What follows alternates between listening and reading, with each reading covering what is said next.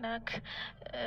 አቡነ ጨጌ በጣም በቃ በጣም ታምረኛ አባት ናቸው የእውነት። እና በአሁኑ በነበረው ጉዞ ላይ ሲሄድ ቢሮ አብራኝ የምትሰራ ልጅ እህቷ እንደዚህ አሁን የላኩልህን አይነት ፒክቸር ከላይ ከጡቷ በላይ አብጦ ነበረ እና በቃ ይሄ አሁን ይሄ ወደ ካንሰር ይቀየራል እያሉ ሆስፒታል እንትን እያሏት ነበር እና እባክህ ጸልይልኝ፣ ጸበላቸውንም እምነታቸውንም አምጪልኝ ብላኝ አምጥቼላት ነበረ እና ከመጣሁላት በኋላ በተቀባችው በአንደኛው ቀን መጀመሪያ ህልም አየች።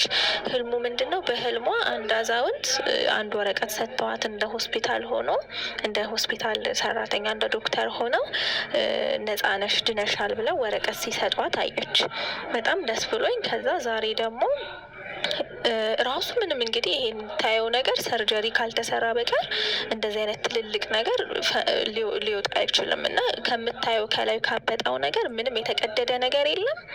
ግን እነዚህ የምታያቸው እንቁላል የሚመስሉ ነገሮች በቃ ከየት ጋር እንድስጠይቃት ከየት ጋር ራሱ እንደወጣ አላውቅም፣ አይታየኝም። ግን በቃ እነዚህ ነገሮች ስከፍት አገኘው እና አቡነ ጨጌ አሁንም ጨርሰው ይማሩኝ። ግን መተን እስክንመሰክር ድረስ በዚህ እኔ አላውቅም።